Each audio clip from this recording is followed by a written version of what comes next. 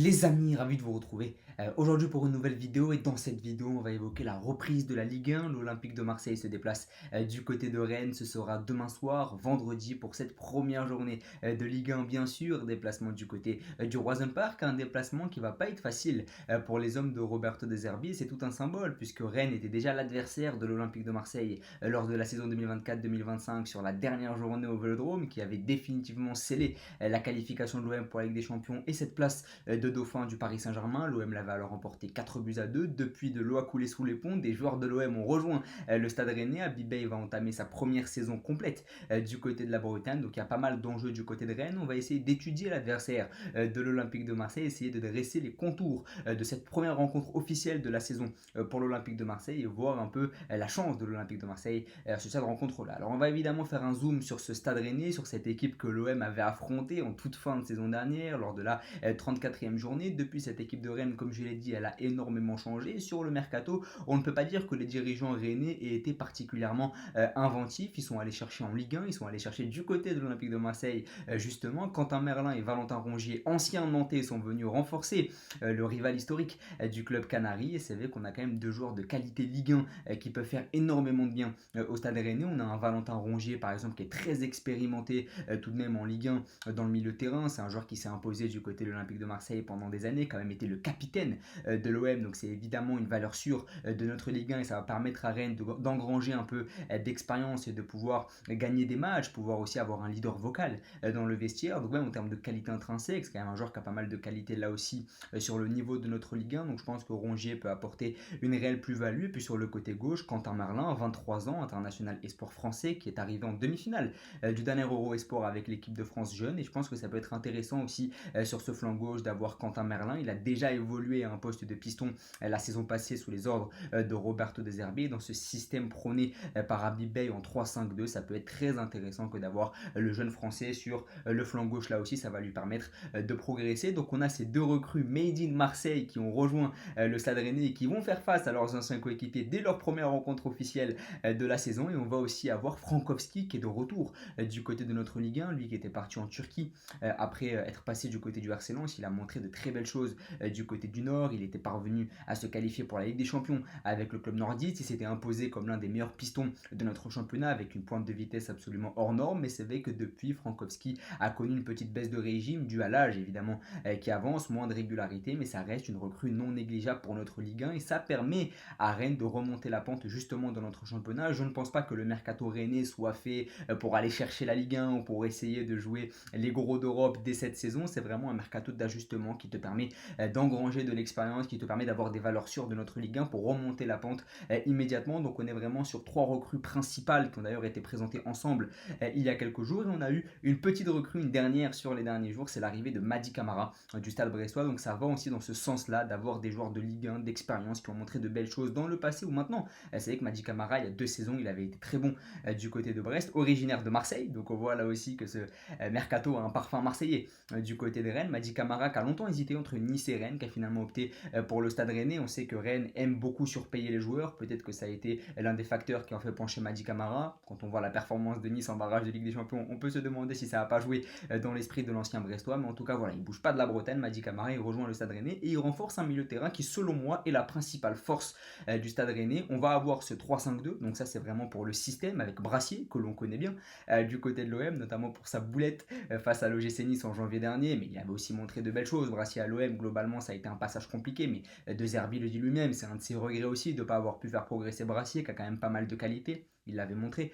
du côté du Stade Brestois. Donc on a cette défense à droit avec Brassier. Rennes a levé l'option d'achat cet été pour l'ancien joueur de Brest. On a également Rouault et on a aussi Jacquet, qui est un joueur de qualité, là aussi 20 ans, produit de la formation rennaise. Et c'est là aussi que va être la force du Stade Rennais cette saison, ça va être la formation avec à chaque ligne des joueurs de qualité qui sont issus du cru rennais. On a Jacquet notamment en défense, on a Djaoui Cissé dans le milieu et on a Mohamed Meïté devant. Donc on a vraiment à chaque ligne des joueurs jeunes qui peuvent vraiment instaurer le renouveau du Stade Rennais dans notre Ligue 1. Donc il n'y a pas juste un mercato d'ajustement, il y a aussi une volonté de faire progresser des jeunes joueurs. On le sait, Rennes a formé des joueurs de très grand talent, Doué, Dembélé, Matistel qui était sur le terrain hier en Super Coupe d'Europe. Donc on voit que Rennes a une formation de qualité. Je pense que Rennes Rennes va s'appuyer solidement dessus cette saison. Et on l'a aussi avec ce symbole des joueurs qui sont présents sur les 3 lignes. Donc un 3-5-2, la première saison complète d'Habib Beye qui avait réussi à extirper Rennes de cette zone rouge la saison passée en Ligue 1. Il a réussi à les faire monter à la 12e place, quand même pas négligeable, même s'il y a pas mal de défauts dans cette équipe rennaise globalement sur la fin de saison dernière. Mais cette saison, il n'y a plus d'excuses pour le coach sénégalais. C'est plus les débuts d'Habib Beye. Aujourd'hui, on va lui demander beaucoup plus en termes de jeu. Et donc, on a ce 3-5-2, comme je l'ai dit, avec cette défense à 3. Brice Samba dans les buts, qui va avoir pour objectif cette saison de disputer la Coupe du Monde, puisque c'est vrai que Lucas Chevalier a rejoint le Paris Saint-Germain. Mike Maignan va revenir du côté de l'AC Milan. Donc, il va y avoir pas mal de concurrence dans les buts de l'équipe de France. Areola s'est imposé en tant que titulaire du côté de West Ham. Donc, il va y avoir de la concurrence pour la Coupe du Monde. C'est pas dit que Brice Samba la dispute à la fin de la saison. Et c'est pour ça que Samba, qui n'a pas été impérial sur sa dernière saison à Lens, sur ses débuts à Rennes, c'est là que l'international français va devoir en faire beaucoup plus. Bien sûr, on va avoir Merlin et Frankowski sur les côtés. Donc là aussi, tu as totalement régénéré tes côtés et ça va permettre à ce 3-5-2 de gagner en substance avec 2 nouveaux joueurs. C'est très intéressant parce que quand tu joues dans un 3-5-2, eh bien, ça fait la part belle aux pistons et il faut que tes pistons soient de grande qualité. Puis devant, il y a le départ d'Arnaud Kalimuendo. C'est sorti il y a quelques heures maintenant. Il devrait rejoindre Nottingham Forest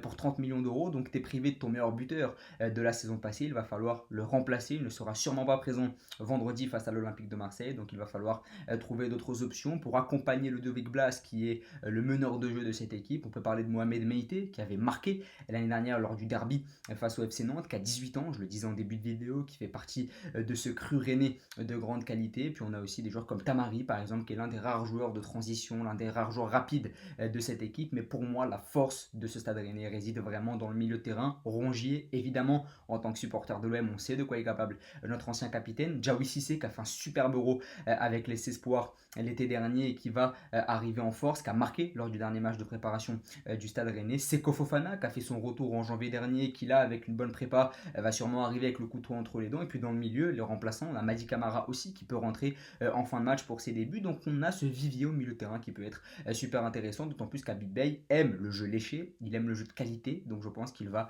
beaucoup compter sur son milieu de terrain pour produire de la qualité là aussi. Mais une fois qu'on a parlé du Stade Rennais, on a passé 7 minutes dessus, il faut parler de l'Olympique de Marseille. On en a parlé sur les 2 dernières vidéos et on va être beaucoup plus présent sur l'Olympique de Marseille cette saison sur la chaîne. Mais on va avoir un Olympique de Marseille qui va sûrement se présenter avec une défense à 4 avec le ballon, modulable en défense à 3 sans. On avait fait l'analyse tactique il y a quelques jours, je vous invite à aller la regarder. Mais globalement, on devrait repartir pareil, un double pivot avec Gomez et Højbjerg. On devrait avoir Rouli dans les buts, Amir Murillo sur le côté droit. Je pense qu'on va partir sur Medina Balerdi dans l'axe, Ulysse Garcia à gauche et puis devant les 2 Anglais sur les côtés, Greenwood et Rowe.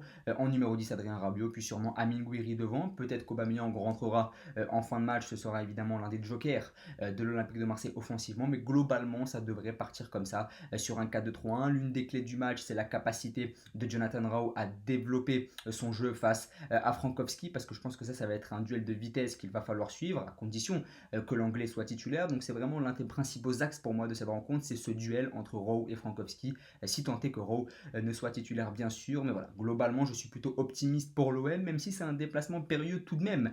Tu affrontes 2 de tes anciens joueurs, tu te déplaces du côté de la Bretagne pour une première journée, ça a tout du match piège, d'autant plus que Rennes va être motivé. Et puis il y a une division aussi du côté de Rennes, dans les tribunes. On ne sait pas si on va devoir siffler Merlin et Rongier, si on va devoir les accueillir comme il se doit. On ne sait pas vraiment comment est-ce que les supporters rennais vont réagir à la signature et au début des 2 anciens Nantais. Donc là aussi, on va peut-être pouvoir profiter des divisions qu'il peut y avoir du côté des Rennais, mais globalement, ça va être un match très intéressant. Il va y avoir beaucoup d'enseignements là aussi. C'est pas un premier match au Vélodrome où tu reçois un promu. Là, vraiment, tu te déplaces du côté de Rennes, une équipe qui a de la jeunesse, une équipe qui a une envie de prendre une revanche aussi par rapport à la saison passée. Donc, je pense que ça peut être super intéressant. Et voilà, ce qu'il faut retenir de ce Stade Rennais globalement sur la preview, c'est tout d'abord les débuts d'Habib Beye du côté du Stade Rennais en tant que entraîneur sur une saison complète. La deuxième chose, c'est ce 3-5-2 avec nos retrouvailles avec nos anciens joueurs Merlin et Rongier, la jeunesse rennaise aussi avec Jacquet, Djaoui Cissé ou encore Mohamed Meïté dont il faudra se méfier bien sûr, mais aussi une volonté du côté de l'Olympique de Marseille d'aller gagner dès le début un match très important face au Stade Rennais. Donc voilà, j'ai hâte de voir ce que ça va donner. N'hésitez pas à vous abonner, à liker, à partager, à me donner vos pronos, à me donner vos buteurs. Bien sûr, on suivra toute la saison de l'OM sur la chaîne ensemble.